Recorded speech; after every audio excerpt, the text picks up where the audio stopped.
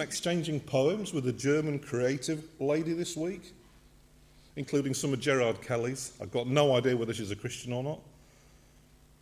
I was reminded of a poem at the start of lockdown. I think it's related to seasons, because we can't stop seasons. The seasons are going to happen regardless. That song's really important to me.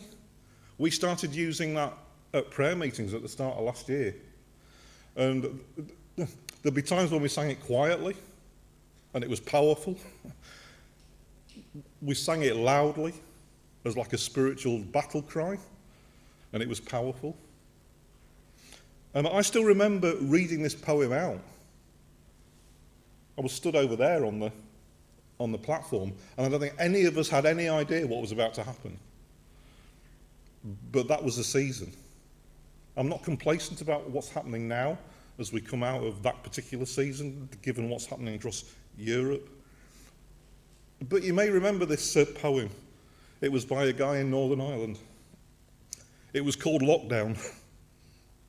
I find it amazing reading this, because it's like a million miles away from where we are now. But I still remember how I felt as I read that a poem for the first time. Lockdown. Yes, there is fear. Yes, there is isolation. Yes, there is panic buying.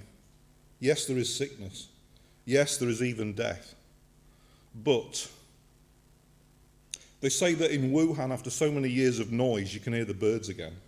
They say that after just a few weeks of quiet, the sky is no longer thick with fumes, but blue and grey and clear.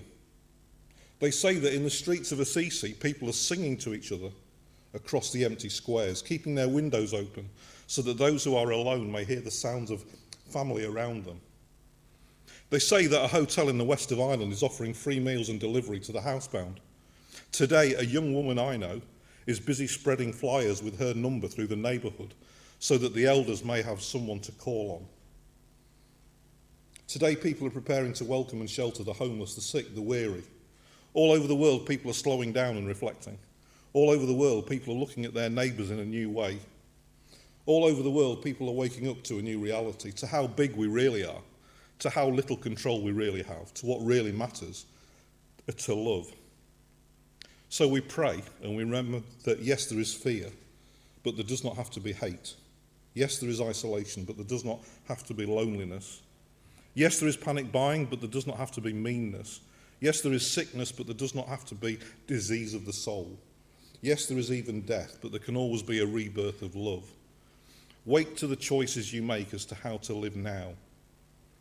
Today, breathe. Listen behind the factory noises of your panic. The birds are singing again. The sky is clearing. Spring is coming. And we are always encompassed by love. Open the windows of your soul, and though you may not be able to touch across the empty square, sing. Father Richard Hendrick, March the 13th, 2020. Hillary's got the notices, and then we're going to watch a video which may help us understand what seasons are all about.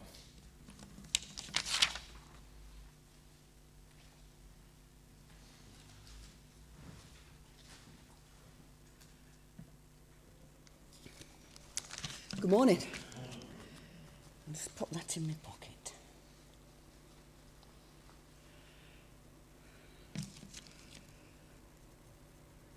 You're aware that we've had to have the quinquennial report done on the church, and we've got we had a list out last week. We can get it out again.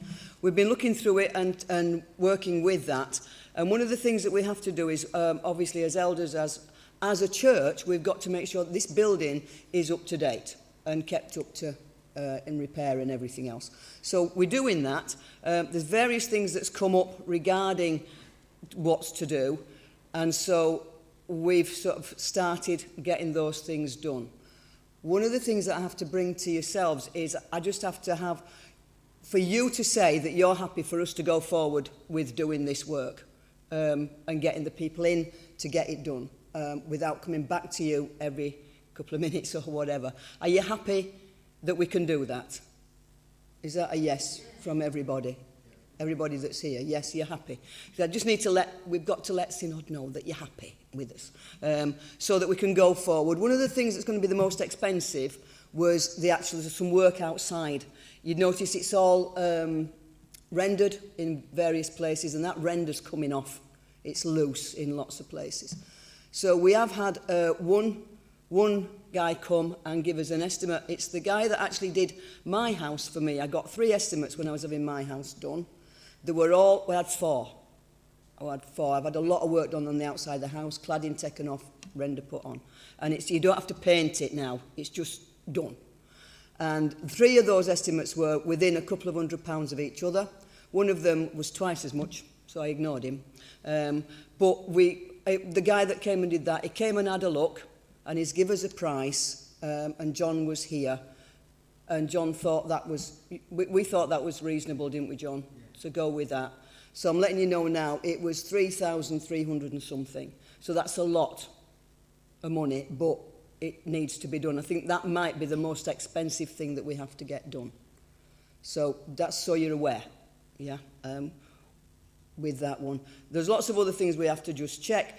There's somebody coming soon to do a complete fire assessment of the place for us, because we've got the fire extinguishers, but we need it. We've changed the use for a lot of things, you know, like we had a cafe and now we have a charity shop, and so obviously that's a bit more, if there were a fire in the charity shop it would burn, so we need that sorting. So they're coming to check all that. So are you happy, basically? Can I say that we're all happy for the things to go forward as we're doing that? Is that fine?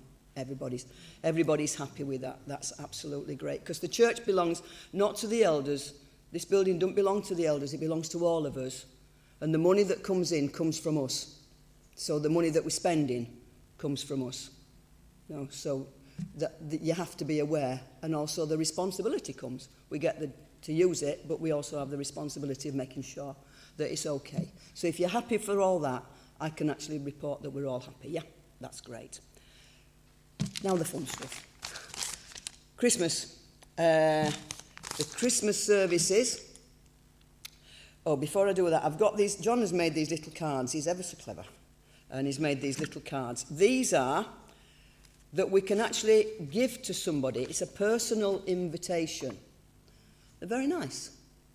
You can't see them from over there, but when you come up and have a look, it says, I would like to invite you to our Christmas services. I'm going, it's going to be good, why not come with me? You can give that to somebody that you might like to invite. If you want one of these and you're going to give it away, come and get one and let us know. And if we need some more, you can't just have one, you can have as many as you like and give away as many as you like. I think that's right, isn't it, John? If you give away 20, that's fine. Just tell us, we'll get some more chairs in, okay? So that's that one. This is one that we can take round and just put, if we're delivering them, they'll need the glasses on. Pop these through letterboxes, yeah? These are just giving a list of Christmas services to everybody round about here. We might get people to go out and deliver some, might we? Can do that. Like we've delivered Christmas cards and stuff, go out and deliver some. So that's those. So those are there. The Christmas services are, on the 19th, it's the Nativity, which the parents and tots are doing. So that's going to be good. Also on the 19th will be the carol service at 6:30 here. Carols by candlelight. On the Wednesday following that, 19, 20, 21, 22nd, we're going to have carols outside. I don't know if any of you came to that last year, but it were really good. Because we couldn't have it inside, so we had it outside. We're going to do it again, even though we can have it inside. We're going to sing carols outside here. John can get the equipment out, and it was really good. We could do that. It was really good. Christmas Day service here, 11 o'clock. Christmas is a Saturday, Christmas Day. So church will be open on the Sunday, which is Boxing Day. Church will be open as well as normal for 11 o'clock. That's the Christmas services. Okay. I think that's basically... Oh, tonight, the church will be open tonight from 6:30. There'll be an evening service. That's going to be ongoing now. a 6:30 evening service here until we stop, basically. So if you're free, you want to come, come. That's not going to stop. That'll be every Sunday from here on in, yeah? That's it. I think that's about it. Yes, I'm just going to make that. Just making sure I've got. The other one that we've just, Simon's just said there, we've just had a meeting of the elders. The rule on mask wearing, I don't know if you came to the craft afternoon yesterday. It was brilliant, wasn't it? I enjoyed it. And I did some craft, but I did copy what Megan did, to be sure. But people are getting a bit more relaxed. So what we're going to say is from here on in, if you want to wear a mask, please do.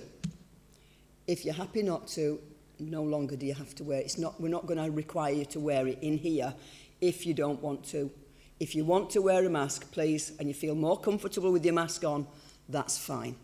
But it's now down to personal choice.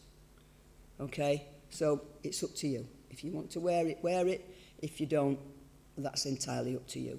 So that whatever you're doing, because we go in there, we sit and have coffee, we were wandering about yesterday, lots of people are doing it. And you don't have to do it in shop. I still wear one when I go in the supermarket, but you don't have to. But if I nip in the other shop, then sometimes I do, and you forget. So it's your choice. It's entirely your choice now, what you do regarding masks. And I think we're there. Yeah, that's it, Simon. Okay.